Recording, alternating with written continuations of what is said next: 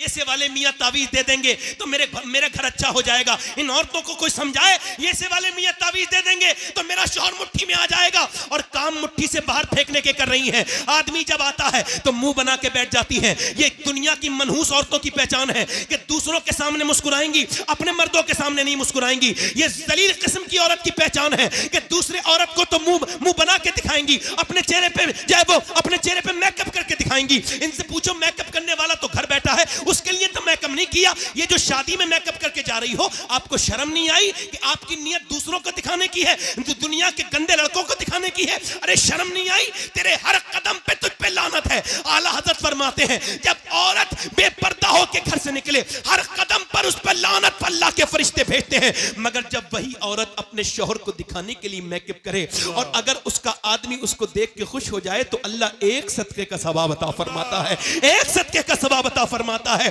कोई जरूरत नहीं वो तावीज देने वालों के पास जाने की, कोई जरूरत नहीं। एक ही तरीका है जब शौहर को अगर मनाना है, और ये सुन्नत फातिमा है कि जब तेरा शौहर घर में आए तो मुस्कुरा के सलाम कर दे, इंशाअल्लाह बरकतें घर में रहे। मौला अली कहते हैं मेरी शादी हो गई, मैं एक दिन अपनी बीबी के पास गया, मेरी बीबी थोड़ी परेशान थी। आपकी बीबियां परेशान हुआ करें तो उनसे लड़ाई न लड़ा करो।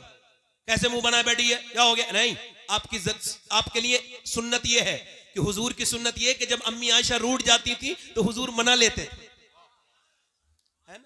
वैसे भी थानेदार के पास जलील होने से बेहतर है कि बीबी के सामने ही 2-3 बातें ऐसी कर लो जिसमें कमरे में जलालत महसूस हो। कोई तवज्जो है मेरी बात की नहीं?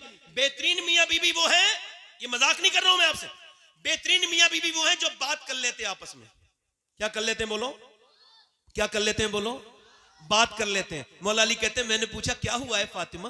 कहने लगी मेरे बच्चे बड़े बीमार हैं, ठीक नहीं हो रहे, माँ को फिक्र है। बाप ने क्या कहा?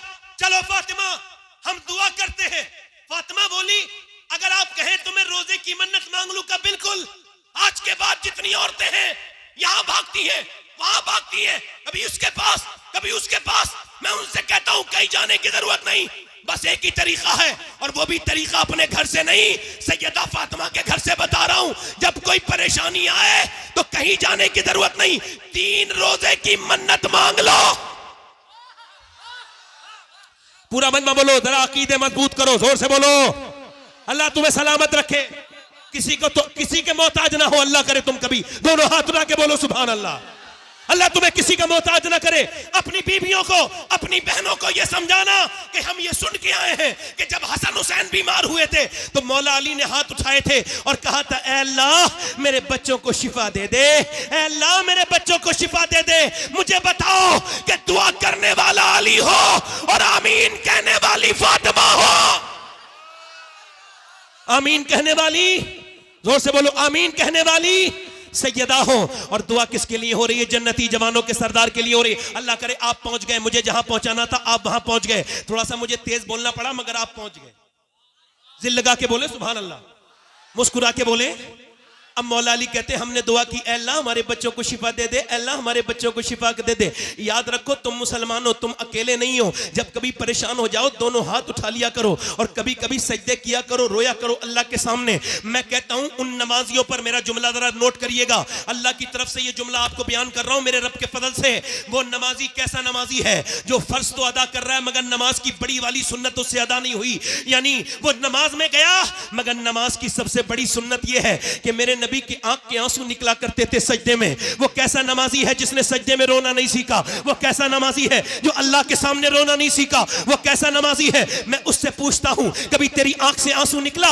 मौला अली दुआ कर रहे हैं, अल्लाह का फजल हुआ दोनों बच्चे ठीक हो गए। अब सुबह को सहरी के लिए उठा दिया गया है, रोजा रख रहे हैं अहले बैत। जरा गौर तो करो, हम तो इतनी सहरी खाते हैं माज़अल्लाह कि पूरे दिन डकारें आती रहती है। कुछ लोग तो इतनी ठूस ठूस के खाते हैं, ऐसा लगता है कि ये आज के बाद कयामत के दिन ही खाएंगे, अब ये खाएंगे ही नहीं। शाम तक इतना खाते हैं। वो रोजा क्या रोजा है जिसमें एहसास ना हो? वो रोजा क्या रोजा है जिसमें दर्द ना हो? वो रोजा क्या रोजा है जिसमें रोजा रखने वाले को ना पता चले कि मैं रोजा रख रहा हूं? रोजा तो अहले बैत ने रखा है कि सुबह फजर में उठे हैं और सुबह फजर में उठने के बाद दुआ कर रहे हैं, ऐ अल्लाह हमारे बच्चों को शिफा अता कर दे। अब जब शिफा अता हो गई तो अब सहरी की जा रही है। सहरी सैयदा ने काय से कराई है? न खजूरें हैं न जौ हैं, सिर्फ पानी है, पानी। और पानी से सैयदा खातून जन्नत जन्नत सलामुल्लाह ताला अलैहा ने हजरत मौला अली से पानी से सहरी करवाई। इमाम हसन ने सहरी कर ली, इमाम हुसैन ने सहरी कर ली, सैयदा पाक ने सहरी कर ली। अब जब रोजे का वक्त हुआ, अब सुबह सुबह जब दिन निकला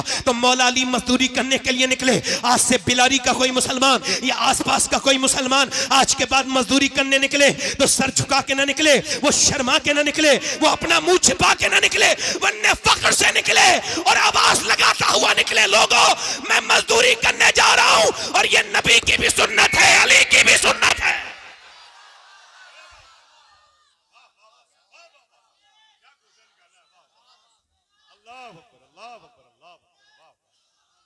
ये अली की भी सुन्नत है। बोलो जल्दी बोलो, मैं जो करबला ले जाना है आपको, करबला ले जाना है। करबला के बाद फिर इंशाल्लाह आप इन्हें सुनेंगे। जोर से बोलो सुभान अल्लाह। मैं बोलता रहूं, मर्जी है आपकी कि नहीं है? जरा दोनों हाथ उठा के बोलो सुभान अल्लाह। आज के बाद कोई मजदूर का बेटा ना शर्माए ये कहते हुए कि मेरा बाप मजदूर है। बिल्कुल शर्माने की जरूरत नहीं। अगर आपका भाई रक्षा चलाता है, फख्र से कहो कि मेरे भाई ने मुझे हराम का नहीं खिलाया, हलाल का खिलाया है। जरा दिल लगा के बोलो सुभान अल्लाह। सैयदा पाक ने सही मौला अली मजदूरी करने के लिए पूरे दिन मजदूरी करके शाम को आए हैं और आकर के सैयदा पाक को दे दिया है खाना, वो दे दिया जो। अब जो नबी की बेटी ने, मेरी बहनें सुन ले, मेरी बेटियां सुन ले, नबी की बेटी ने चक्की चलाना शुरू कर दी। चक्की चलाते चलाते चलाते चलाते, तवज्जो करना, मेरी तरफ तवज्जो करना। अशरफ अली थानवी ने लिखा है, ये देवबंदियों के मौलाना है, उन्होंने कहा है, वो कहते, उसने भी लिखा है मतलब इस बात को, हालांकि हमारे उलमा ने भी लिखा है कि मौला अली एक पांव रखते थे काय पे घोड़े के रकाब पर, और घोड़े पे बैठने से पहले मौला अली का एक कुरान पूरा हो जाता था। समझ में आई? जो समझ में आए वो करामत नहीं होती, जो समझ में ना आए वही होती है। तवज्जो है कि नहीं? तवज्जो है मेरी बात तरफ? नहीं दिल लग रहा है? जरा किन लोगों का दिल लग रहा है? यार फेसबुक पे दिल लगता है, हुजूर की बातों में दिल नहीं लग रहा। इंस्टाग्राम 3-3 घंटे चल जाता है और उंगली ऐसे चलती रहती है। बिल्कुल ये क्या है? ये बेवकूफी है। ये डोपामाइन अटैक कर रहा है आपके ऊपर। ये आपके अंदर जो ये क्या समझ रहे हैं, बीमारी है ये भी। इसका इलाज होगा कुछ दिनों के बाद। आप देख लेना 10 साल के बाद मोबाइल के मरीजों का इलाज डॉक्टर किया करेंगे। लिख लो इस बात को, ये बीमारी है। तवज्जो है मेरी तरफ? नहीं आपकी? अब मेरी तरफ तवज्जो करो, जरा गौर करो, मेरी तरफ तवज्जो करो। मैं क्या कर रहा था? मौला अली फरमाते हैं, मौला अली अपने घर में सैयदा पाक ने फिर चक्की चलाई। इतनी अच्छी बात सुभान अल्लाह नहीं बोलेंगे? चक्की चलाई, और चक्की चलाने के बाद मैं गुजारिश करता हूं कि बैठे आप लोग, मुझे पैसे न दें, मैं थोड़ा डिस्टर्ब होता हूं पैसे लेने में। बैठ जाए, पैसे न दें, आप बस सुन लें, यही आपका इनाम है। वल्लाह अगर आप मुझे ठीक से सुन लेंगे ना तो यही इनाम है आपका। पैसा कोई न दे, हाँ गुजारिश कर रहा हूं, बैठे रहें आराम से। जब शब्बीर भाई का नंबर आएगा दीजिएगा, है ना? मैं ऐसा नहीं कि मुझे तलब नहीं है, मगर नहीं यह है कि ये इस वक्त जो बात हो रही है बहुत जरूरी है। क्योंकि एक हदीस शरीफ आला हज़रत ने उस हदीस को कोट किया है, फरमाते हैं कि जो नजराने को मना करेगा, हुजूर की हदीस है, जो नजराने को मना करेगा एक दिन भीख भी मांगेगा तो भीख भी नहीं मिलेगी। तो मैं मना नहीं कर रहा हूं, आप किसी दूसरी सूरत से कर सकते हैं, मगर फिलहाल मेरी तकरीर पर असर हो रहा है। बैठे आराम से, मैं अपनी बातों से अलग हट रहा हूं। मैं कहीं और हूं, आप यहीं हैं, मैं भी मदीने में हूं। मैं मदीने में उस चक्की के आसपास हूं जिस चक्की ने पूरी दुनिया को पाला है। ये चक्की सैयदा की चल रही है, जमाना जितना लंगर खा रहा है। सैयदा ने चक्की चलाई, चक्की चलाने के बाद इंतजार हो रहा है। हसन हुसैन दोनों रोजे से हैं, सैयदा पाक रोजे से हैं, मौला अली रोजे से हैं। अजान की आवाज आ जाए कि अजान दे दें, अजान बिलाल अजान पढ़ दें। कि कैसा दौर है ये? ऐसा दौर है, एक मस्जिद है मगर सारी चीजें लाजवाब हैं। यहाँ के नमाजी लाजवाब नमाजी, अबू बकर, उमर, उस्मान, अली, हुजैफा, तलहा, अब्दुर्रहमान, जोर से बोलो बिलाल, और मुअज्जिन बिलाल, और इमाम नबियों का इमाम। ना इमाम की तरह दूसरा इमाम कोई आया, ना मुक्तदियों की तरह मुक्तदी आए, और ना मुअज्जिन की तरह फिर ऐसा मुअज्जिन पैदा हुआ। कायनात का सबसे बड़ा मुसल्ला है। तवज्जो है कि नहीं? मौला अली ने इंतजार कर रहे हैं अजान की आवाज आ जाए। अब जरा ध्यान से सुनिएगा, ये खाना तैयार है, अजान की आवाज आ जाए, मगर अजान की आवाज आने से पहले एक मिस्कीन की आवाज आती है। आवाज में थोड़ा दर्द था। आवाज ये था कि नबी की बेटी, मैं मिस्कीन हूं, मेरे घर बच्चे, मैंने खाना नहीं खाया, मेरे बच्चों ने, वो भूखे हैं मेरे बच्चे, और मैं बड़ी उम्मीद से आया हूं, क्या आप मुझको कुछ दे सकती हैं? एक दिन की भूखी प्यासी नबी की बेटी ने सबसे पहले अपना हाथ बढ़ाया और सैयदा ने कहा, लो हसन मेरे बदले का, मेरे हिस्से का खाना दे के आओ। तो हजरत मौला अली बोले मेरे हिस्से का भी दे के आओ हसन। तो हसनैन दोनों भाई बोले हम ही क्यों खाएंगे, फिर हम भी तो दे के आएंगे अपने बदले का। दोनों बच्चे भी दे करके आ गए। और ये फिर अब दूसरी रात गुजर गई है अहले बैत पर। और फिर ये दूसरी रात के बाद ये तीसरे दिन की सुबह हुई है। दूसरे दिन की सुबह में इन्होंने पानी से सहरी कर ली है। फिर मौला अली जो है वो मजदूरी करने के लिए गए हैं। एक तो अरब का हाई टेम्परेचर, उसमें मौला अली 2 दिन के रोजे से, उसके बाद अल्लाह अकबर दोपहर तक जो है वो इफ्तार करके दोपहर तक मेहनत करके मजदूरी करके शाम को लेके आए हैं। फिर नबी की 2 दिन की भूखी प्यासी बेटी ने फिर चक्की चलाई है। और चक्की चलाते चलाते नबी पाक सल्लल्लाहु ताला अलैहि वसल्लम की बेटी ने चक्की चलाने के बाद फिर रोटी बनाई है। और रोटी बनाने के बाद फिर इंतजार हो रहा है कि अजान की आवाज आ जाए। आज ये दूसरा रोजा है, अजान की आवाज आ जाए। मगर अजान की आवाज आने से पहले एक आवाज आती है और बड़ी पुरदर्द आवाज है। आवाज ये है, मैं एक यतीम हूं और मेरा बाप मर चुका है। 3 दिन हो गए मेरे घर में कुछ बना नहीं। क्या अहले बैत मुझको कुछ दे सकते हैं? क्या सैयदा के घर से कुछ मिल सकता है? अल्लाह अकबर, क्या खातून जन्नत मुझे कुछ दे सकती हैं? नबी पाक की बेटी ने कहा लो उस यतीम को दे के आओ। तीनों चारों लोगों ने दे दिया। फिर ये तीसरी दिन रात भी गुजर गई। अब तीसरा दिन भी रोजा, और वो भी किसी खाने से नहीं बल्कि फिर वो भी पानी से। ओ बेरोजा और ना रोजा रखने वालों, बगैर रोजे के रहने वालों, क्या जवाब दोगे कल क़यामत के दिन कि तुम्हारे घर में नेमतें भरी हुई थी और अहले बैत के घर में नफली रोजा है। और तीसरा दिन भी पानी से इफ्तार रोजी वो सहरी की गई है। पानी से सहरी करने के बाद मौला अली गए हैं अपने बच्चों को देख करके। बाप गया है मजदूरी करने और मजदूरी करने बाग में। अच्छा मेरी तरफ देखें, ये एक हदीस अलग से जम कर रहा हूं। ये हदीस मैंने मदीने शरीफ में बैठ के पढ़ी थी और 21वें रमजान को पढ़ रहा था तो मेरे सामने हुजूर का गुंबद था। यानी जब मैं हदीस पढ़ रहा था तो वो मदीने वाला भी गुंबद मेरे सामने था। उस हदीस का असर मेरे दिल पर जो हुआ है उसको आज तक मैं कभी खत्म नहीं कर पाऊंगा। वो अजीब सा असर था कि मौला अली कहते हैं मैं 15 दिन के बाद अपने घर आया। कितने दिन के बाद बोलो? 15 दिन के बाद। और कहते हैं जब मेरी बीबी ने दरवाजा खोला तो मुस्कुरा के सलाम कर दिया। ये वाह वाह वाह वाह, बरकतें बरकतें बरकतें। नहीं नहीं नहीं, पानी नहीं, पानी नहीं, जोर से बोले सुभान अल्लाह। पानी आपकी मोहब्बत। मुस्कुरा के बोले, वाह वाह, मुस्कुरा के बोले। मौला अली कहते हैं मेरी बीवी ने मुस्कुरा के मुझे सलाम कर दिया। क्या बेहतरीन तरीका है। देखे तो वसीम बरेलवी ने कहा था थके हारे परिंदे जब बसेरे को लौटे तो सलीकेमंद शाखों का लचक जाना जरूरी है। जब शौहर आए तो औरत को अच्छा माहौल देना चाहिए, घर बना रहेगा। किसी की पंचायत की जरूरत नहीं, वरना सारी दुनिया से पंचायत कराओ, कोई फायदा नहीं है। मगर सुनिए, सैयदा फातिमा ने मुस्कुरा के हजरत अली बोले मुझे भूख लगी है, पानी पेश किया। ये तरीका है, कुछ ना हो तो पानी दे दो। तो उन्होंने पानी पे कब भूख लगी है, कहते मौलाना 3 बार आवाज दी ना, आवाज नहीं आई। 4थी बार मैंने कहा सैयदा, अंदर से रोने की आवाज आई।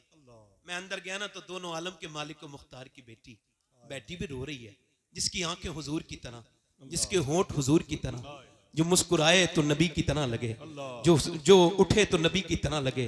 अम्मी आयशा फरमाती फातिमा चलती थी तो ऐसा लगता था अल्लाह का रसूल चल रहा है। फातिमा बोलती थी तो ऐसा लगता था अल्लाह का रसूल बोल रहा है। मैंने कहा फातिमा आपको किस चीज ने रुलाया है? अब जरा अजीम बाप की अजीम बेटी की बात सुनिए। फरमाया मेरे सरताज मेरे अब्बा ने, मैं इस वजह से रो रही हूं कि आपको खाना नहीं दे पाई, इसका अफसोस है कि आप सफर से आए। कहा क्यों? कि जब आप घर से गए थे कई दिन का फाका था, घर में आए हैं तो आज कई दिन का फाका है। हजरत अली कहते हैं आपने मुझे बताया क्यों नहीं? कि मेरे अब्बा ने कहा था फातिमा अली से वो मत मांगना जो उनके पास मौजूद न हो। कहते हैं मैं बैठा था, फिर मैं रोने लगा और बहुत रोया, और फिर मैंने फातिमा को रोते देखा। मैंने पूछा क्यों रोती हैं? कहने लगी आप चले गए थे, मेरे अब्बा के घर में 16 दिन से चूल्हा नहीं जला है मेरे अब्बा के घर में। हजरत अली कहते हैं बच्चों की भूख अपनी जगह, मगर हुजूर को सुन के मैं बाग की तरफ गया और जाकर के मैंने बाग वाले से कहा कोई काम ले लो मुझसे। उसने कहा 1 डोल निकालोगे और पानी दोगे मेरे बाग को तो 1 खजूर दूंगा। कहते 3 डोल निकाले, पसीने में भीग गया, मगर फिर हुजूर को याद किया, 17 डोल निकाले, बिल्कुल भीगा हुआ हूं पसीने से और मेरे बच्चे भी भूखे, मैं भी खुद भी भूखा, मगर 1 खजूर देखी तक नहीं, ऐसे करके हुजूर की बारगाह में ले गया। हुजूर ये नजराना है, फरमाया अली तेरे बच्चे भूखे हैं, तेरी फातिमा भूखी है, तेरे हसन भूखे हैं, उनको नहीं दिया। मैंने कहा हुजूर हसन से ज्यादा, फातिमा से ज्यादा, हुसैन से ज्यादा अली आपसे मोहब्बत करता है मेरे आका। हुजूर ने दोनों हाथ उठा के दुआ की थी, ऐ अल्लाह मैं अपने अली से मोहब्बत करता हूँ, तू भी मेरे अली से मोहब्बत कर। या अल्लाह मैं इससे, इसकी औलाद से राजी हूँ, तू भी इससे राजी हो जा। फिर हुजूर मेरे घर गए, कहा तेरे बच्चों के साथ खाऊंगा बैठकर। हुजूर ने खजूर की गुठली निकाली और फिर खजूर जब हसन के मुंह में दी तो हसन ने नाना को देख के रोना शुरू किया, हुसैन ने भी रोना शुरू किया। मेरे नबी ने दोनों को प्यार किया तो सैयदा रोने लगी। फरमाया ना मेरी बेटी फातिमा न रो, मेरी बिलाडली, ये मताउन दुनिया कलील, ये दुनिया छोटी है और ये दुनिया की रौनकें, दुनिया की लज्जतें आले मोहम्मद के लिए नहीं है, आले मोहम्मद के लिए दुनिया नहीं है मेरी बिटिया ना। हजरत अली कहते हैं मैं तीसरे दिन अपने घर आया और मेरी बीबी ने फिर 3 दिन की रोजे की बीबी ने रोजेदार रोजे के साथ मेरी बीबी ने चक्की चलाई और चक्की चलाने के बाद मेरी बीबी ने 3 दिन का रोजा रखने के बाद फिर चक्की चलाई कि नीचे को जो है वो खाना रख दिया। अब अजान की आवाज आ जाए, मगर अजान की आवाज नहीं आई। एक कैदी की आवाज आई, वो भी गैर मुस्लिम की, एक असीर की आवाज आई। उसने कहा मैं एक गैर मुस्लिम हूं, मुझे मदीने में किसी ने खाना नहीं दिया और सबने मुझे डांट दिया, भगा दिया, मैं कैदी हूं, क्या नबी की बेटी मुझको कुछ दे सकती है? मैंने सुना है जिसे कहीं से कुछ नहीं मिलता वो फातिमा के घर से कभी खाली नहीं जाता है, क्या आप कुछ दे देंगी? सैयदा ने खाना उठाया, हसन ने उठाया, दे दिया। जब अजान हुई मस्जिद में गए ना तो दोनों बच्चे कांपते थे भूख की वजह से, चेहरा बिल्कुल पीला था। मेरे नबी ने दोनों बच्चों को प्यार किया और कहा अली तेरी सखावत अल्लाह ने पसंद कर ली है। ऐ लोगों जरा सोचो तो हमने किस पैगंबर को भुला दिया है, किस रसूल को भुला दिया है, आज हम बिल्कुल भूल चुके हैं। जरा गौर तो करो। मेरे नबी ने फरमाया अली तेरी सखावत अल्लाह को पसंद आई, तेरी जियाफत अल्लाह को पसंद आई। अल्लाह ने जिब्राइल को भेजा और फिर फरमाया वयुतइमून अत्वामा अला हुब्बिही मिस्कीना व यतीमा व असीरा, यानी खुद ना खाते हैं भूखों को खिला देते हैं। कैसे साबिर है मोहम्मद के घराने वाले। मगर मैंने अर्ज की थी ए सैयदा, ए तैयबा, ए ताहिरा, ए सैयदा फातिमा, ये बताएं आखिर आपने 3 दिन का रोजे क्यों रखे, 4 दिन का क्यों नहीं रखा या 2 दिन का क्यों नहीं रखा? आवाज आई मेरा पैगाम यजीद के लिए था मदीने से, ओ यजीद तू मेरे बेटे हुसैन को डरा नहीं पाएगा, ना 3 दिन की भूख से, ना 3 दिन की प्यास से, चूंकि फातिमा ने ट्रेनिंग मदीने में करा के भेजा है।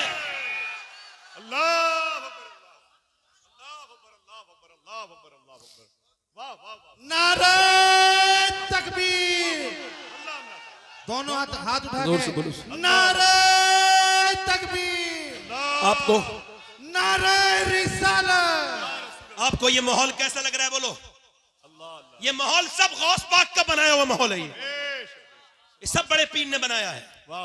तवज्जो करें हुसैन, अब सुनो, अब जरा एक तवज्जो करना। मौला अली कहते हैं मैंने अपनी बीवी फातिमा से पूछा, बोलो सुभान अल्लाह, मैंने पूछा फातिमा मैं कुरान पढ़ता हूं, तवज्जो करना हाजी उस्मान साहब, जरा आपकी तवज्जो इस अपने बात पर, यहां पे देखिए। मैंने पूछा फातिमा ये बताएं मैं जब कुरान पढ़ता हूं एक पांव रखता हूं घोड़े की रकाब पर और जीन पर बैठने से पहले मेरा कुरान मुकम्मल हो जाता है, ये आपके अब्बा की बरकत है, मगर आप बताएं आप कैसे कुरान पढ़ती हैं? तो सैयदा चक्की चला रही थी, मुस्कुरा के बोली मैं अपनी चक्की शुरू करती हूं, उसके अंदर दाने रखती हूं और एक राउंड, एक चक्कर मेरी चक्की का पूरा नहीं होता कि फातिमा का कुरान पूरा हो जाता है। अरे जब बाप ऐसा कुरान पढ़े और माँ ऐसा कुरान पढ़े तो बेटा अगर नेज़े पे चढ़ के कुरान पढ़े तो हैरत की बात क्या है?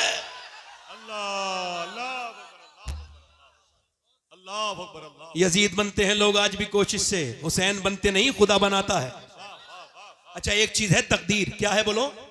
तकदीर को ना मानना कुफ्र, तकदीर को मानना ही पड़ेगा और मैं आपसे मनवा भी लूंगा अभी यहीं बैठ के। जो तकदीर को ना मानने वाला है मेरी 2 मिनट की बात सुने, 2 मिनट में भी नहीं। किसी ने अपने बाप को अपने आप इंतखाब किया?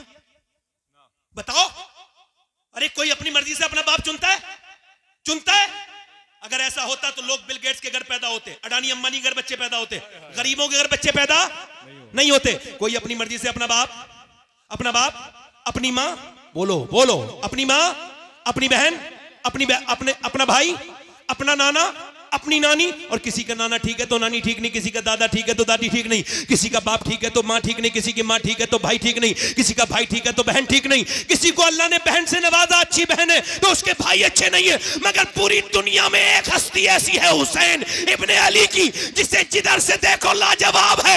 अल्लाह ने उसे भाई हसन मुश्तबा दिया, बहन ज़ैनब कुबरा दी, उसको मां सैयदा फातिमा जो सारी जन्नती औरतों की सरदारा है, उसका बाप अली जो सारे वलियों का सरदार है, उसकी नानी खदीजा जो सारी उम्महातुल मोमिनीन की सरदारा है, और उसका नाना सारे नबियों का सरदार है।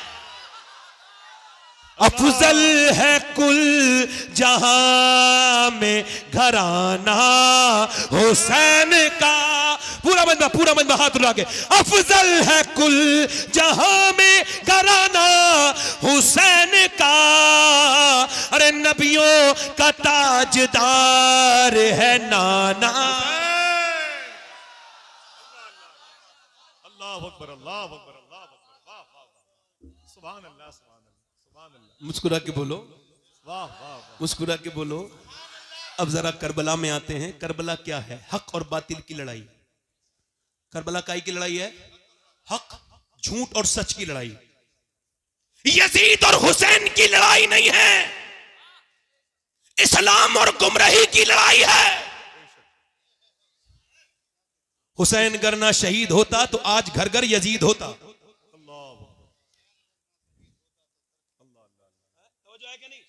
हुसैन कौन है? हुसैन कौन है? अच्छा, आप ये पसंद करोगे आपका इमाम किसी शराबी के पास बैठे? ना ना ना ना। आप पसंद करोगे आपका इमाम किसी जुआरी के पास बैठे? ना ना। यार जब आपका इमाम, आप पसंद करोगे उसके हाथ में बैत होना जो शराबी के घर खाना खाता है?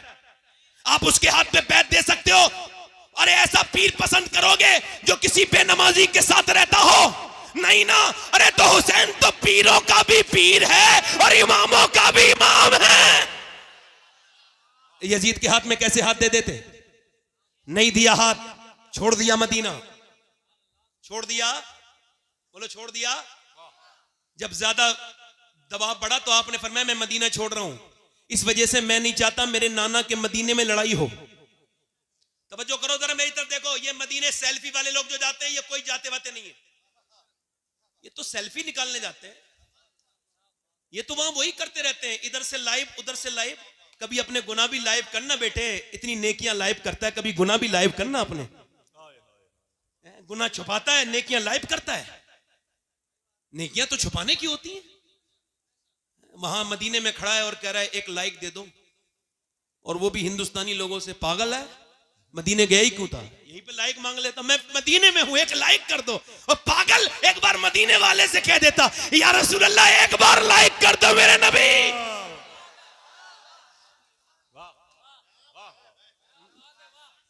और तवज्जो है कि नहीं? हाँ, सैयद के खुलने में देर लगती है मगर खुलता है तो फिर खुलता है। जोर से बोलो सुभान अल्लाह, दिल लगा के बोलो। अब जरा गौर करो, मदीना छोड़ दिया। वैसे मैं अपनी बात कर रहा हूं, मैंने हिंदुस्तान के कई शहरों में रहा भी हूं, 10-10 दिन तकरीर की है, बड़े बड़े शहरों में, और भी जगह गया हूं, दुनिया के और भी 1-2 मुल्कों में गया हूं, मगर मुझे आज तक कोई शहर पसंद नहीं आया।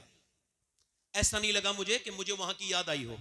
मगर 2017 में गया था पहली बार हज करने। अब हर साल जाता हूं अल्हम्दुलिल्लाह, अल्लाह का शुक्र है। मगर मैं आपको कसम खा के बता रहा हूं, आज तक कोई ऐसा दिन नहीं गुजरा 6 साल में जो मुझे मदीना याद ना आया हो। खुदा की कसम खाता हूं। मेरे जैसे गुनहगार इंसान को, और ऐसे आला हजरत की नजर से देखो मदीना, कभी देखो आला हजरत की नजर से। मुझे खुदा की कसम, इतना हिंदुस्तान में बरेली में जब जाता हूं तो आला हजरत के होने का एहसास होता है, मगर इतना नहीं होता जितना मदीने में मुझे आला हजरत का एहसास होता है। क्योंकि आला हजरत को जहां जाओ, आला हजरत कहा कैसे पढ़ोगे, कैसे जाओगे हुजूर की बारगाह में? ऐसे ही जाओगे कि मुजरिम बुलाए आए हैं, जाऊ का है गवाह, फिर रद हो कभी ये शान करीमों के घर की है। सरकार हम गवारों में तर्जे अदब कहां, हमको तो बस तमीज यही भीख भर की है। मांगेंगे मांगे जाएंगे, मुंह मांगी पाएंगे। दुनिया के पैसे वालों, ये पैसा तुम्हारे काम नहीं आएगा। देखो एक बार मदीना, एक बार देखो मेरे हुजूर का मदीना, एक बार काबे की बहारें देख लो। ए नौजवानों, मोबाइल ना बदलो, आसान है मदीना देख लो। हुजूर की बारगाह की हाजिरी कर लो। मेरा इमाम ऐसा है कि अगर उसको बरेली में ढूंढो तो नहीं मिलेगा। कहां मिलेगा? फरमाते हमें ए रजा तेरे दिल का पता चला वो मुश्किल, दरे रोजा के मुकाबिल वो हमें नजर तो आया। यानी मदीना इंसान का छोड़ना बड़ा मुश्किल है, मगर जब मैंने मदीना छोड़ा, जब हाजी ने मदीना छोड़ा, जब आम आदमी ने मदीना छोड़ा तो दिल फट गया। वो एयरपोर्ट तक रोता हुआ आया और जब मदीना याद आता है तभी बैठ के रो लेता है। मगर बताओ वो हुसैन कैसा मदीना छोड़ा होगा, कैसे मेरे हुसैन ने मदीना छोड़ा होगा, जिसने बचपन में आंखें वहीं खोली हैं, जो कभी अपने नाना के कांधों पर बैठा है, कभी नाना की जुबान चूस रहा है, कभी नाना के कांधों पर बैठा है। कौन? हसन हुसैन। कोई समझेगा हसन हुसैन को? हजरत उमर फारूक आजम इमाम हसन इमाम हुसैन को देखने रोज आते हैं हुजूर के विसाल के बाद। मौला अली ने कहा पहले तो नहीं आते थे हुजूर के जमाने में, उमर अब इतना मेरे बच्चों को क्यों देखने आते हैं?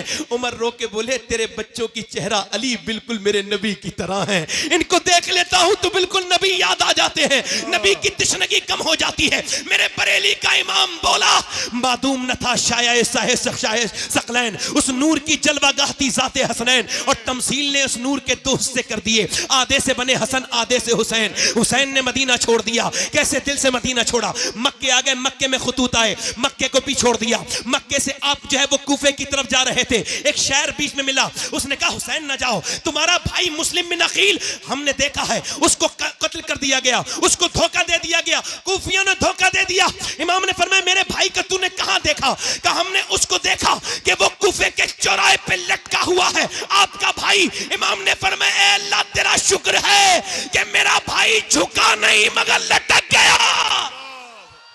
अल्लाह अकबर। फरमाया झुके हुए तो नहीं देखा ना। तवज्जो करना, थोड़ी देर की गुफ्तगू रह गई है मेरी, ध्यान से सुनना, और अगर आपने ध्यान दिया तो करबला पहुंच जाओगे। चूंकि मेरे इश्क मुझको ले चल तू ही जाने बे मदीना, करम ये मुझ पे किया है मेरे तसव्वुर ने कि आज खींच दी तस्वीरें यार आंखों में।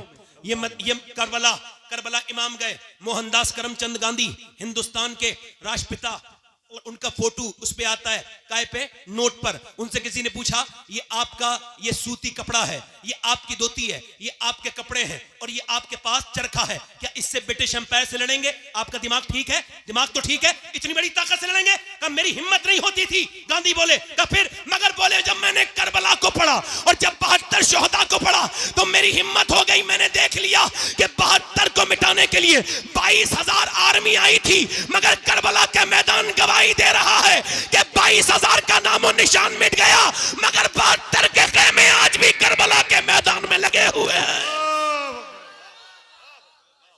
72 के खेमे अब भी करबला के मैदान में, बोलो बोलो, करबला के मैदान में, करबला के मैदान में लगे हुए हैं। इमाम मेरा करबला गया है, इमाम कहता है मैं यजीद की बैत नहीं करूंगा, और फिर तकरीर करते हैं मुझे पहचानते नहीं, मैं हुसैन इब्ने अली हूं, मुझे पहचानो, मैं नाना के कांधे पर बैठा था। जब कांधे पर बैठा था तो हजरत उमर ने कहा था कितना अच्छी सवारी है हुसैन तेरी, तो मेरे नाना ने कहा था उमर तूने सवारी तो देख ली मगर सवार भी तो देख कितना अच्छा है। मैं वही हुसैन हूं, आज मैं यहां पे खड़ा हूं। इमाम आ गए, तवज्जो करना थोड़ी देर, नौजवानों आपकी बहुत खास तवज्जो चाहता हूं, अल्लाह करे तो ये मजमा और ये महफिल मैं जहां चाहता हूं वहां पहुंच जाए। हुसैन इब्ने अली हैं। अब आपने फरमाया जंग मैं नहीं करता, मुझे जाने दो, अब मैं किसी और मुल्क में चला जाऊंगा। रिवायतों में लिखा है, पूछा कहां, तो आपने फरमाया मैं हिंदुस्तान चला जाऊंगा। अल्लाह। मगर उनको क्या करना था? बेअत लेनी थी। बेअत का मतलब है बिक जाना। क्या मतलब? बेअत का मतलब बिक जाना। तो या तो किसी की नेकी को देख के बिक जाओ, वरना इमाम हुसैन कहते हैं दुनिया में कोई खजाना ऐसा नहीं बना जो हुजूर की औलाद को खरीद सके। आपने फरमाया मेरे जैसा यजीद की बेअत।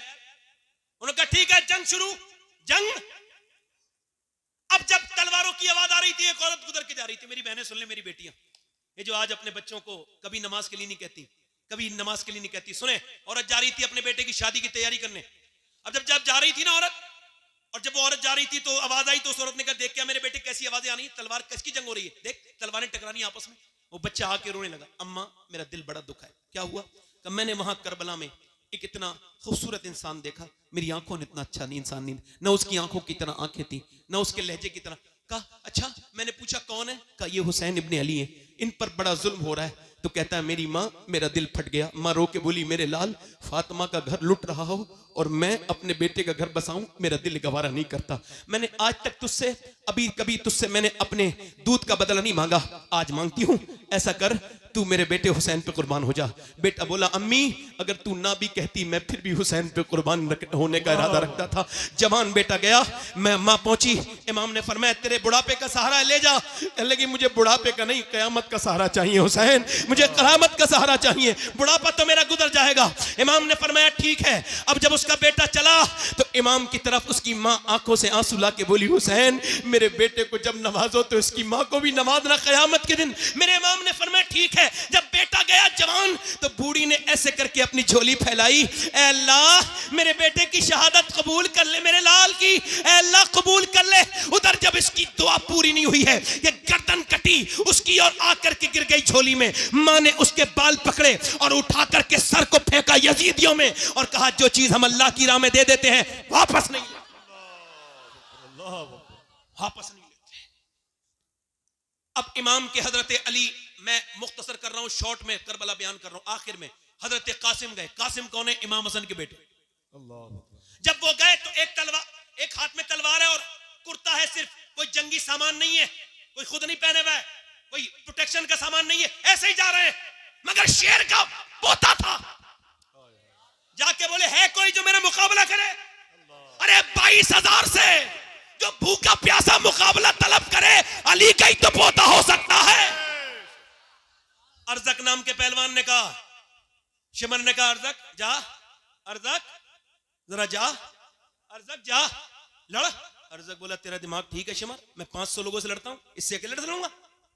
दुनिया मेरी क्या कहेगी, थू तो करेंगे लोग, बच्चे से लड़ाऊं, मेरा बेटा जाके इसकी गर्दन काट लाएगा। उसने कहा ठीक है ट्राई कर ले। उसका बेटा आया ना जवान, आने में टाइम लगा, मरने में टाइम नहीं लगा। वाह वाह वाह। फिर दूसरा भेजा, मर गया, तीसरा भेजा, मर गया, चौथा भेजा, कट गया, 5वीं बार खुद आया, बोले मुझे ना, मेरा नाम तूने सुना है कि नहीं सुना है? कासिम, मैं हूं अर्जक, 500 लोगों से लड़ता हूं। हजरत कासिम बोले मैंने तेरा नाम नहीं सुना, मगर तूने मेरे दादा अली का नाम जरूर सुना होगा।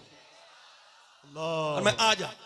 और वो जब आया आपने फरमाया तेरा दिमाग खराब, तेरे होश खराब हो गए, तेरा बच्चे का मर गया, तू तेरे घोड़े की जीन तक खुली हुई है। उसने नीचे गर्दन की ना ऐसी तलवार मारी, गर्दन ओ दूर जाके गिरी। आवाज आई अली का वो घर है जिस घर का हर एक बच्चा जहां पैदा हुआ शेरे खुदा मालूम होता है। इमाम कासिम, अच्छा अब 22,000 लोग जब तीर चलाएंगे एक आदमी पर तो क्या होगा? शहीद हो गए। अब जब शहीद हुए ना तो और लाशों को इमाम उठा के लाए थे, तवज्जो करना मेरे इमाम पर, जब उठा के लाए थे और लाशों को तो गोद में उठा के लाए थे, मगर इनके लिए आपने नीचे को कपड़ा रखा और फिर टुकड़े उठा के सर पांव अपने भतीजे के गठरी बांधी और फिर लेकर के आए। और फिर इमाम ने ना अपने छोटे बेटे की, बड़े बेटे के पास गए, वो भी शहीद जब होने गए हजरत अली अकबर, तो देखा आंखों में आंसू थे। इमाम ने फरमाया मेरे अली अकबर, किसी शहीद की आंखों में आंसू नहीं देखे, मेरे बेटे तेरी आंखों में आंसू क्यों हैं? तो बेटा रो के बोला अब्बा मेरे बाद आप अकेले रह जाओगे। 18 साल का। इमाम ने कहा नहीं नहीं, तेरी दादी तुझे जन्नत में देखना चाहती है, इंतजार कर रही है, तेरे नाना जा तेरा इंतजार कर रहे हैं। इमाम अपने बेटे को उठाया, जो जवान बेटे की मैयत पे न रोया वो हुसैन। इमाम फिर वापस आए, 6 महीने के बच्चे की कब्र बनाई है बस अली असगर की, और करबला में कोई कब्र नहीं बनाई अपने अपने हाथ से, एक ही कब्र बनाई। क्यों? क्योंकि बाद में घोड़े दौड़े थे, और अगर 6 महीने के बच्चे पे घोड़े दौड़ जाते ना तो अल्लाह उस कौम को बर्बाद कर देता, उलमा कहते हैं बर्बाद कर देता। इमाम ने अब मेरी आखिरी तकरीर का हिस्सा है, बड़े ध्यान से आपसे बड़ी अल्लाह रसूल का वास्ता देके कहता हूं, बड़े ध्यान से सुनिएगा। मेरे इमाम ने अपने नाना का जुब्बा पहन के और अमामा बांधा नाना का, और हाथ में जब साफा, हाथ में तलवार ली तो पीछे से 21-22 साल के बच्चे ने हाथ रख दिया, पीछे मुड़ के देखा हजरत ज़ैनुल आबिदीन थे। अब्बा मुझे छोड़ के जाओगे? तारीख क्या कहेगी कि जवान बेटा रहा और बाप को छोड़ के चला गया, बाप को जाने दिया। इमाम ने कहा नहीं नहीं मेरे बेटे, मेरा इम्तिहान खत्म हो रहा है, तेरा शुरू हो रहा है, तुझे तो मेरे अमानतें देता हूं, तू मेरा खलीफा है, मेरी अमानतों का अमीन, मेरी विरासतों का तू अमीन है, मैं तुझको देता हूं मेरे ज़ैनुल आबिदीन, मेरी नस्ल तुझसे चलेगी, जा मेरे बेटे तेरा सब्र यहीं से शुरू होता है। इमाम ज़ैनुल आबिदीन को समझाया, फिर अपनी औरतों के पास गए और फरमाया ओ ज़ैनब, ओ उम्मे रबाब, ओ फातिमा, ओ शहरबानो, मैं जा रहा हूं, बस तुम सब्र करना, चीखना मत, चिल्लाना मत, रोना मत। अल्लाह अकबर। सैयदा ज़ैनब ने कहा किसके सहारे छोड़ के जा रहे हैं? कहने लगे जिसके सहारे इब्राहिम ने हाजरा को छोड़ा था, उसी के सहारे छोड़ के जा रहा हूं, बस उसी के छाड़े छोड़ के जा रहा हूं। इमाम चल दिए बरेली से। हुजूर आला हजरत के भाई अल्लामा हसन कहते हैं अल्लाह अकबर, हूरे करती हैं उरूसाने शहादत का सिंगार, खूबरू दूल्हा बना है हर जवाने अहले बैत, और फातिमा के लाडले का आखिरी दीदार है। हश्र का हंगामा बरपा है मियाने अहले बैत। इमाम को आखिरी बार उनके घर की औरत देख रही हैं, अपना सौदा बेचकर बाजार सूना कर गए।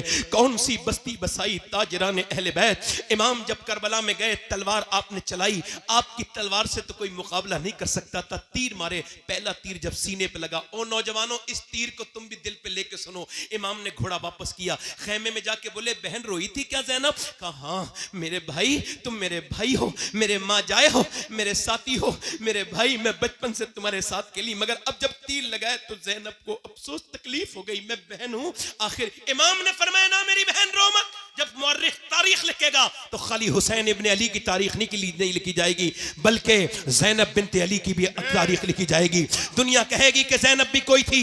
ऐ मेरी बहन, दुनिया में बहनें बहुत आई हैं, मगर तेरी तरह बहन कोई नहीं आएगी। तूने अपना घर दिया, अपने बच्चे दिए, तूने जितनी कुर्बानियां मेरे लिए दी, मेरी बहन आज हुसैन तुझे सलाम करता है, मगर बस थोड़ा सब्र कर ले। अभी सिर्फ एक मेरे तीर लगाए, और सुनना हदीस का बयान कर रहे हैं इमाम, अभी मेरे तीर लगाए, अभी तो मेरी लाश पर घोड़े दौड़ेंगे। देख मेरी बहन, औरत की आवाज औरत है, बाहर मत निकलना, बाहर मत निकलना। काश कि हमने शादियों में अपनी बहनों को दुपट्टा देके कहा होता, बहन सर पे दुपट्टा ओढ़ ले। इमाम ने तो सीने में तीर खा के इतनी लाशें उठा के भी बहन से कहा था, बहन आवाज बाहर नहीं जानी चाहिए। मेरी लाश पर जब घोड़े दौड़े तो बाहर को निकल के मत आना, ये तुम्हें जेब नहीं देता कि तुम बेपर्दा हो जाओ। हाय हाय, इतनी तेजी के साथ लड़कियां गैर मुस्लिमों के घरों में जा रही हैं, क्या हमको शर्म नहीं आती इस बात पर? क्यों? चूंकि हमारे दिलों से इस्लाम निकल गया, कुरान निकल गया, नबी का फरमान निकल गया। हम अपनी बहनों से नहीं कहते हम तो खुद बदकार हैं, बिगड़े हुए हैं, हमें अपनी बहनों से क्या मतलब। ओ मेरे भाइयों, ओ मेरी बहनों, मेरा इमाम कह रहा है मेरी बहन अभी मेरी लाश पर घोड़े दौड़ेंगे। मेरा इमाम गया है फिर मैदान में, मगर तलवार वाली जंग उन्होंने खत्म कर दी। 10,000 तीर जब एक साथ एक आदमी की तरफ आए तो बताओ कहां कहां तीर लगे होंगे? कोई ऐसी जगह नहीं थी, सीने में तीर लगा, इमाम के निकाल दिया। निकाल ही रहे थे कि आकर के माथे पे लगा है, और जब माथे पे लगा उसको निकाल रहे हैं तो फिर नेज़े लगे, और इतने जख्म के कोई जिस्म का हिस्सा ऐसा नहीं है जो इमाम हुसैन के जिस्म पे जहां जख्म नहीं आया है। पूरे जिस्म पे तीर ही तीर लगे हुए। इमाम अब शहादत के करीब हैं, आपकी हाथ की जो पकड़ है वो कमजोर होती चली जा रही है, और आप घोड़े से नीचे तशरीफ ला रहे हैं। और जब नीचे तशरीफ लाए हैं तो मुअर्रिख ने लिखा है कि इमाम लबों को हिला के कुछ कह रहे थे। किसको याद कर रहे थे? अपनी सकीना बेटी को, वो जो 6 साल की रही है? नहीं नहीं नहीं। अपनी बहन ज़ैनब को? नहीं नहीं नहीं। अपने बेटे अली अकबर को? नहीं नहीं। अपने ज़ैनुल आबिदीन को? नहीं नहीं। अपने नाना को? नहीं नहीं। अपनी अम्मी फातिमा को? नहीं नहीं। का फिर किसको याद करते थे? का हुसैन जब घोड़े से नीचे आते थे जख्मों से चूर चूर, तो इमाम कहते थे घोड़े से गिरते गिरते, अल्लाह मेरे नाना की गुनहगार उम्मत को बख्श दे, अल्लाह मेरे नाना की गुनहगार उम्मत को बख्श दे। इतने जख्मों के बाद हुसैन ने क्या कहा है? अल्लाह मेरे नाना की उम्मत को बख्श दे। आज ये उम्मत कहाँ खड़ी है? ये उम्मत बर्बादी की तरफ जा रही है। ये नौजवान लड़के, इनकी तन्हाइयां बर्बाद है। ये नौजवान क्या कहेंगे? मेरा इमाम फिर नीचे आया है, और आने के बाद नमाज पढ़ चुके थे, सजदा करने गया है, शमशीर बकफ कातिल हो खड़ा, और कोई रहे सजदे में पड़ा। कहती है ज़मीने करबला इस शान का सजदा खेल नहीं। मेरे इमाम ने सजदे में सर रख दिया है, सजदे में सर रखता है मेरा इमाम, और जब कहता है अल्लाह की हमद बयान करता है तो फरिश्तों से अल्लाह कहता है तुम कहते थे कि तुम काफी हो सजदों के लिए, बताओ क्या तुम ऐसा सजदा कर सकते हो जैसा हुसैन ने किया है? जो मैं जानता हूं वो तुम नहीं जानते फरिश्तों। एक बाप जब अपने बेटे को दफनाता है तो उसका दिल को क्या गुजरती है, तुम फरिश्ते हो, तुमको क्या पता कि एक बेटे को दफन करने के बाद सजदा करना कैसा सजदा है। अपनी बेटियों बहनों की, अपनी अपनी बेटियों बहनों की प्यास के बाद सजदा करना कैसा सजदा है। ऐसा दुनिया में सजदा नहीं हुआ कि सर सजदे में है, ऊपर से गर्दन चल रहा है। और ये कौन सी गर्दन है? ये वही गर्दन है जिसे मेरे नबी चूमा करते थे। ये वही गर्दन है, आज ऊपर से खंजर चल रहा है। अल्लाहु अकबर। उस आखिरी नमाज का आलम न पूछिए। इस्लाम जिंदा कर गया सजदा हुसैन का। सजदे तो सबने किए मगर हुसैन तेरा अलग अंदाज है। तूने वो सजदा किया जिस पे खुदा को नाज है। इमाम की गर्दन काट दी गई है, अब घोड़े दौड़ रहे हैं इमाम के ऊपर। मगर मैं उन औरतों को भी आओ सलाम कर दूं, अहले बैत की उन औरतों को सलाम कर दूं जिनकी तरबियत सैयदा फातिमा ने की है। आओ सलाम करें उनको कि इधर घोड़े दौड़ रहे हैं लाशों पर, उधर सूरज डूब रहा है। पानी तो है नहीं उन औरतों के पास। उनके पास क्या है? करबला की ज़ैनब के पास सिर्फ मिट्टी है। मिट्टी से तयम्मुम करके ज़ैनब सजदे में चली गई, मिट्टी से तयम्मुम करके सकीना सजदे में है। मैं कहता हूं ऐसी भी कोई औरत नमाज पढ़ सकती है। उधर बेटों की हड्डियों पे जब घोड़े दौड़ते हैं तो चटाक चटाक की आवाजें आती है। उधर सजदे में औरतें नमाजें पढ़ रही हैं। ये कौन है? ये नबी के घर की औरतें हैं। ये नबी के घर की औरतें हैं जिन्होंने नमाज नहीं छोड़ी। ऐ लोगों, मौत करीब करीब है। ये तुम्हारी दुनिया, तुमको जाओ पोस्टमार्टम हाउस पे मुरादाबाद जाओ, जाओ संभल के पोस्टमार्टम हाउस पे जाओ, जाओ जाकर के देखो कितनी लाशें पड़ी हैं मेरी और आपकी तरह। उन्हें चीरने वाला नहीं है। वो चीरने वाले कहते हैं हमारे पास टाइम नहीं, कल चीरेंगे। और कल वो चीरते हैं शराब पी करके। अब तो ग्लेंडर चल गया है, पहले तो फाड़ते थे, अब ग्लेंडर से चीरते हैं, पूरा जिस्म फाड़ देते हैं। कौन सी दुनिया में लगे हुए हो? फाड़ देते हैं। हुजूर फरमाते जब मुर्दे का हाथ पकड़ता है ना गस्साल, तो मुर्दा कहता है आराम से उठा, तेरे उठाने से बड़ी तकलीफ होती है। जब हाथ उठाने से तकलीफ होती है तो बोलो। जब वो चीरते हैं और फिर सीते भी कैसे हैं? ऐसे करके बड़ी प्लास्टिक की रस्सी से चीरते हैं, पूरा ऐसे करके। तो उस वक्त कितनी तकलीफ होती होगी। मैं तो दिन रात सफर में रहता हूं, बार बार दुआ करता हूं, ऐ अल्लाह पोस्टमार्टम वाली मौत से बचा लेना मेरे मालिक। पोस्टमार्टम वाली मौत से। कैसी कब्रें तुम्हारे बाप दादे की कब्रें तुमसे कह रही हैं। उनका मरना तुम्हारे लिए काफी नहीं था। कब तक नौजवानों मोबाइलों पे अपनी जिंदगी बर्बाद कहते रहोगे? कब तक तुम गेम खेलने के लिए पैदा हुए थे? नहीं, तुम गेम खेलने के लिए नहीं, तुम तो मेरे नबी की आंखों की ठंडक हो, तुम तो मेरे हुजूर का प्यार हो। खुदा की कसम, तुम मेरे सरकार का प्यार हो, मेरे नबी का प्यार हो। तुमको पता नहीं नादानो कि तुम अपने घर में सोते रहते हो, मगर मेरे नबी आज भी अपने मजार में तुम्हारे लिए दुआ कर रहे हैं, आज भी दुआ कर रहे हैं। क्या बताओ किससे दिल लगा लिया? आओ आकर के कहें रब हमको माफ कर दे, हम बड़े गुनहगार हैं, हमको माफ कर दे मौला, हम बड़े खतेकार हैं। आओ इस महफिल में आज कहें। एक आखिरी बात बयान करता हूं और बात को इन सारे बुजुर्गों उलमा के सामने खत्म करता हूं, बात को इनकी बरकतों से बात खत्म करता हूं। बात यह है, किफल नाम का लड़का था। हुजूर फरमाते हर रात नई लड़की बुलाता था, यानी एक नाइट एक लड़की, यानी वो नई लड़की बुलाता था। ढूंढवा के इतने पैसे थे उसके पास, एक रात में एक लड़की की इज्जत खराब करता था। हुजूर फरमाते एक लड़की आई ना तो वो रोने लगी। इसने कहा पैसे नहीं दिए जो मेरी रात खराब कर रही है, मूड खराब कर रही। कहा पैसे तो मिले। कहा रोती क्यों है? कहा मैं इस वजह से रो रही हूं, मेरा बाप ना मरा होता मैं कभी ना आती। कहा क्यों? कहा मेरा बाप मर गया, मेरे बहन भाई भूखे हैं और मैं अल्लाह से डर रही हूं, मेरे मालिक मुझे माफ कर देना, मेरे बहन भाई भूखे ना होते तो कभी ना आती। कहा तू अल्लाह से डर रही है? कहा हाँ मैं अपने अल्लाह से डर रही हूं, मेरा रब मुझे देख रहा है, जब मैं सजदे करती हूं तब भी देखता है, मैं तेरे घर पे इज्जत खराब कराने आई हूं तब भी अल्लाह देख रहा है। वो रो के बोली अल्लाह मुझे माफ कर देना, मैं भूख की वजह से ऐसा कर रही हूं। हुजूर फरमाते उस रोने वाली के दिल वजह से उसका दिल धुल गया। आंसू किसी के होते हैं, अब दिल किसी का धुल जाता है। वो रो के बोली मालिक, जब वो रोई ना तो अल्लाह ने किफल का दिल धो दिया। वो बोला मालिक जा, मैंने तुझे अपनी बहन बनाया, ले पैसे ले। उसने सारे पैसे दे दिए, नहीं 10 लाख रुपए उसको दे दिया। वो तो चली गई। ये सजदे में गिर के बोला मालिक एक बार आई थी, हाथ भी नहीं लगाया, इतना रोई थी, मैं तो पूरी जिंदगी का पापी हूं, कितनी रातें खराब कर दी मैंने मेरे रब। मैं जानता हूं कि मैं बेकार हूं, मगर तुझे तो पता है ना कि मैं गलत रास्ते पर हूं। ठीक है कोई बात नहीं, मैं नादान हूं, मगर तू करीम है, मुझे माफ कर दे। अगर मेरे जैसा गुनहगार कोई नहीं तो तेरे जैसा करीम कोई नहीं। ऐ मेरे रब, मेरी सांसें मौत की तरफ मुझे लेके जा रही हैं। ऐ बेपनाह ताकतों वाले, अगर मेरे जैसा गुनहगार कोई नहीं तो तेरे जैसा करीम भी कोई नहीं। ऐ रब, मैं गुनहगार बड़ा हूं, ऐसा रोया। हुजूर फरमाते अटैक हो गया, दिल का दौरा पड़ गया। कोई बंदा तेरे दर पे जो आंसू रोल देता है, मेरे मौला तेरे तौबा तू उस पर खोल देता है। मर गया। सुबह को कोई जनाजा उठाने वाला नहीं आया, इसका जनाजा उठाएंगे बदकार का, खराब इंसान का, पापी का, कोई नहीं आया। अल्लाह ने फरिश्तों को भेजा। दोपहर के वक्त में इसके दरवाजे पे बड़े बड़े जली लफ्जों में लिख के गए फरिश्ते, इन्नल्लाह कद गफर लिल किफले, ये जो किफल है ना इसे अल्लाह ने बख्श दिया है, इसको बख्श दिया है। पूछा ऐ अल्लाह क्यों बख्श दिया? का वो रो दिया था। अल्लाह फरमाता है मेरे महबूब मेरे बंदों से कह दे कि जब ये रोता है ना तन्हाई में और इसका जब एक आंसू ढलक के गाल तक आता है, मैं सारे गुनाह उसी वक्त माफ कर देता हूँ, सारे गुनाह माफ कर देता हूँ। आओ इस महफिल में तौबा कर लें। तब बताओ जरा, अपनी हाथ उठा के बताओ, दोनों हाथ उठा के हाथ बताओ, कौन कौन इमाम हुसैन के नाम पे गर्दन गिरा देगा? नीचे हाथ कर ले। एक दूसरे की तरफ ना देखना, मुस्कुराना नहीं, जरा थोड़ा सा काम है। मैं किसी को वो नहीं दे सकता तौफीक, मगर फिर भी वो नौजवान चाहता हूं जो हुजूर के नाम पे गर्दन गड़ा देंगे। दोनों हाथ उठा के बताएं, नीचे हाथ कर लें। जो गर्दन गड़ा सकता है कुछ भी कर सकता है, कुछ भी कर सकता है ना। एक दूसरे की तरफ न देखना, मुस्कुराना नहीं।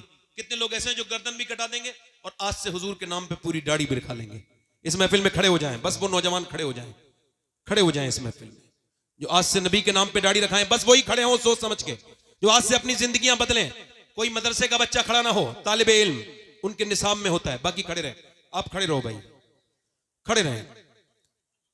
और कोई आशिक रसूल है इस महफिल रसूल में 100 शहीदों का सवाब, हर नबी के दाढ़ी, हर वली के दाढ़ी। ये वही शरीयत है जिसे हुसैन ने बचाया था। ऊपर हाथ कर लें, दाढ़ी रखाने वाले ऊपर हाथ कर लें, मेरे साथ कहें इंशाअल्लाह आज के बाद ना दाढ़ी कटेगी ना मुड़ेगी इंशाअल्लाह। बैठ जाएं। हुजूर की आंखों की ठंडक क्या है बोलो? कितने लोग हैं जो आज से इरादा करते हैं हुसैन इब्न अली की कसम खाओ आज से तुम्हारी जानें जाएंगी मगर नमाज कदा नहीं होगी। दोनों हाथ उठा के इंशाअल्लाह नमाज की पाबंदी, इंशाअल्लाह दोनों हाथ उठा के इंशाअल्लाह नमाज पढ़ेंगे, इंशाअल्लाह अपनी बहन बेटी को पर्दा कराएंगे, इंशाअल्लाह हमेशा मसलके आला हजरत पे कायम रहेंगे, इंशाअल्लाह अपनी बहन बेटी को पर्दा कराओ। और हजरात मोहतरम आज से अपनी जिंदगियों में तब्दीली लाओ, कुछ सीखो, कुछ बदलो और माना कि इस चमन को गुलजार न कर सके हम, कुछ खार कम तो कर गए, गुजरे जिधर से हम, और शिकवे जुल्मते शब से तो कहीं बेहतर था, अपने हिस्से की कोई शम्मा जलाते जाते, राब्ते तोड़ गया वो सारे आते जाते, वरना इतने तो मरासिम थे कि आते जाते। अल्लाह आप हम सबको सलामत रखे। तौबा कर लें, अस्तगफिरुल्लाह रब्बी मिन कुल्लि ज़म्बिन व अतूबु इलैह। ला